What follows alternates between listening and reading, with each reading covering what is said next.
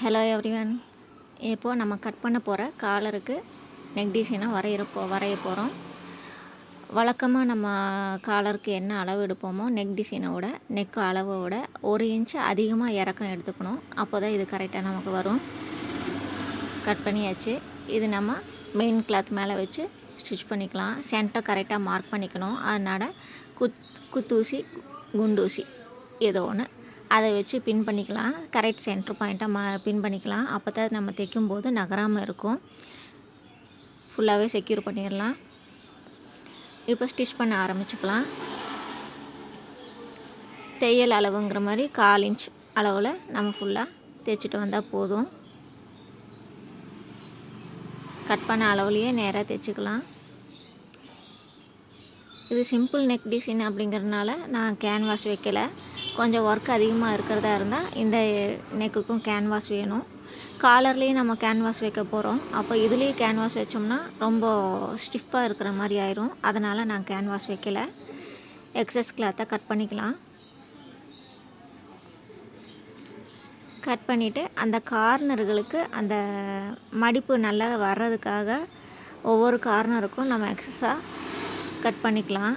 Cut பண்ணும்போது உங்களோட விரலை இடையில வச்சுக்கோங்க.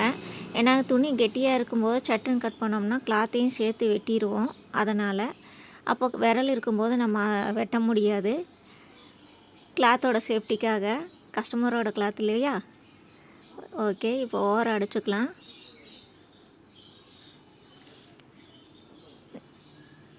லைனிங் எல்லாம் வெளியே தெரியாத அளவுக்கு நல்லா நீட்டாக தைச்சிக்கலாம். அவ்வளோதான். நெக்கோட ஷேப் நீட்டாக வந்துடும். அந்த 3 கார்னருக்கும் அந்த சின்ன கட்டிங் கொடுத்ததுனால துணி திருப்பி அடிக்கும்போது எந்த வளைவு நெளிவும் இல்லாமல் நீட்டாக கேன்வாஸ் வச்ச மாதிரியே வரும்.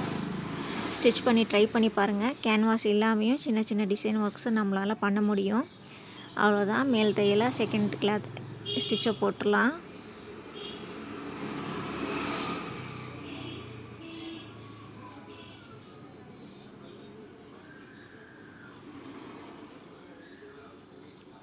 இப்போ துணியை திருப்பி போட்டு லைனிங்கையும் மெயின் பீஸையும் சேர்த்து ஸ்டிச் பண்ணிடலாம்.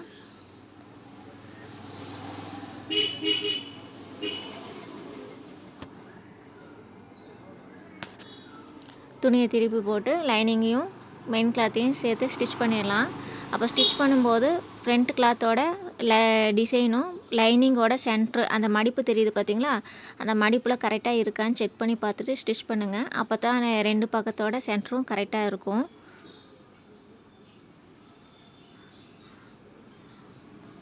ரெண்டு பக்கமும் ஸ்டிச் பண்ணிவிட்டு மேலே ஏற்ற இறக்க இல்லாத மாதிரி பார்த்து ஸ்டிச் பண்ணிடலாம்.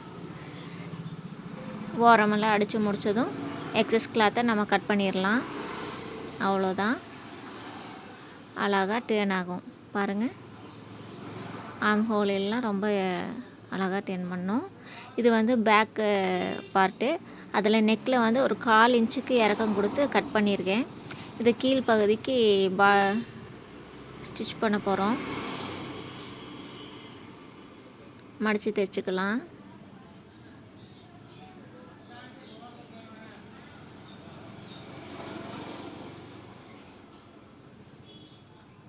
காலர் வர இடத்துல நெக்குக்கு ஒரு 1/4 இன்ச்சு இறக்கம் கொடுத்து தைச்சிருந்தோம் இல்லையா. அந்த நெக்கு பகுதியை தைச்சிக்கலாம். தைச்சிட்டு எக்ஸ்ட்ரா கிளாத்தை கட் பண்ணிடலாம். துணியை திருப்பி தையல் போட்டுக்கலாம்.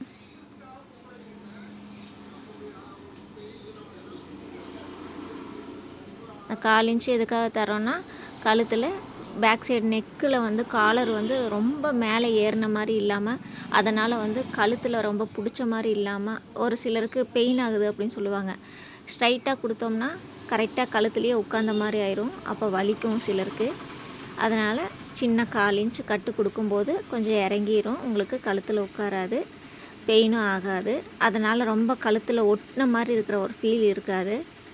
நிறைய பேர் காலர் ஸ்டிச் பண்ணும்போது பார்த்திங்கன்னா ரொம்ப பிடிச்ச மாதிரி இருக்குன்னு சொல்லுவாங்க. இந்த 1/4 இன்ச் இறக்கம் தரதுனால அந்த கம்ப்ளைண்ட் வராது.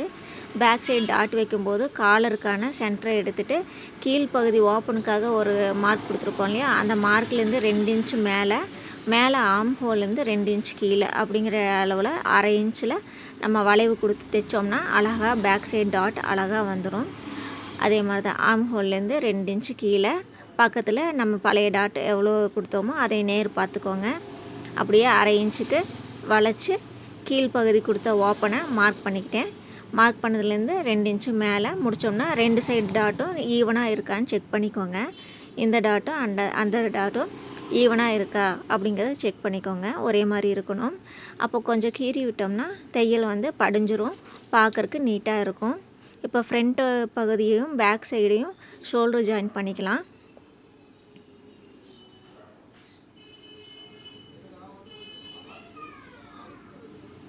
ரெண்டு ஷோல்டரையும் 1/4 இன்ச் 1/2 இன்ச் அளவில் ஷோல்டர் ஜாயின் பண்ணிக்கலாம். ஷோல்டர் ஜாயின் பண்ணதுக்கப்புறம் திருப்பி மேலே வந்து படிமான தையலும் போட்டுக்கலாம். அப்போ தான் ஷோல்டர் தைக்கும்போது துணி தூக்காமல் இருக்கும். இல்லைன்னா 2 ஜாயிண்ட்டு இருக்கிறனால கிளாத்து தூக்குன மாதிரி ஆயிரும். அதனால் அந்த ஷோல்டர் தைக்கும்போது பின்னாடி இருக்கிற அந்த எக்ஸஸ் கிளாத்தை வந்து பேக் சைடுக்கு இருக்கிற மாதிரி திருப்பி விட்டுக்கோங்க. ஃப்ரண்ட் சைடுக்கு இல்லாத மாதிரி பார்த்துக்கோங்க. அப்போ தான் நீட்டாக இருக்கும். இப்போ அளவு எடுத்துக்கலாம். அங்கேருந்து சென்ட்ரு வரைக்கும் 1.25 இன்ச்சு வருது.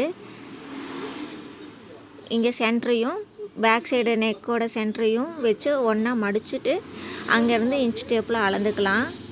கீழேருந்து லைனாக இன்ச்சு பை இன்ச் வச்சு திருப்பிட்டு வந்தீங்கன்னா 13 இன்ச்சு வரும். இப்போது நம்ம 13 இன்ச்சு பார்த்தோம் இல்லைங்களா, 1 இன்ச்சு அதிகமாக 14, 14, 14, 28 அப்படிங்கிற அளவில் நம்ம 2ஆக மடித்த அளவில் நம்ம எடுத்துக்கணும். 13க்கு 14 எடுத்துருக்கோம். அப்போ 1.25 வந்துச்சு இல்லைங்களா, 1/4 இன்ச்சு வந்து தையலுக்காக எக்ஸ்ட்ராவாக போட்டு 1.5 இன்ச்சு எடுத்துருக்குறோம்.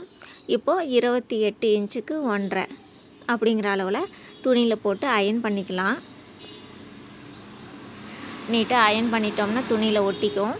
ஒட்டினதுக்கப்புறம் அதோட கார்னரை நல்லா ஒட்டி வர மாதிரி நல்லா ஸ்டிஃபாக மடிச்சுக்கலாம். அயன் பண்ணிடலாம். இப்போ எக்ஸஸ் கிளாத்தை கட் பண்ணிடலாம். மடிப்புக்காக 1/4 இன்ச் 1/2 இன்ச்சு இருக்கிற மாதிரி பார்த்துக்கோங்க. இப்போ அயன் பண்ணிவிட்டு வெளியே இருக்கிற எக்ஸஸையும் உள்ளே நல்லா ஸ்டிச் பண்ணுற மாதிரி பார்த்துக்கலாம். அப்போ தான் வந்து ஸ்டிச்சிங் வெளியே இல்லாமல் இருக்கும். தைச்சி முடிச்சதுக்கப்புறம் காலருக்கு உள் பகுதியில் பிசிறி இல்லாமல் நீட்டாக அழகாக வந்துடும். பார்த்தாலும் நம்ம துணியும் நெக்கோட துணியும் நம்ம திருப்பி அடிச்சிருப்போம். இதோட கிளாத்தையும் வந்து உள்பக்கமே தையல் போகிற மாதிரி நல்லா நீட்டாக அடிச்சிருப்போம். இந்த லேஸ் வச்சுக்கலாம். அந்த சுடிதாரில் வர்ற அந்த கோல்டன் கலருக்கு இந்த லேஸ் பர்ஃபெக்டாக செட் ஆகும். இப்போ 2 பக்கமும் தையல் போட்டுடலாம்.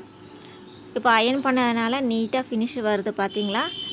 தைக்கிறதுக்கும் ஈஸியாக இருக்கும், பார்க்குறக்கும் அழகாக இருக்கும், நீட்டாக வந்துடும். 2 பக்கமும் மேலே படிமான தையல் போட்டுக்கலாம்.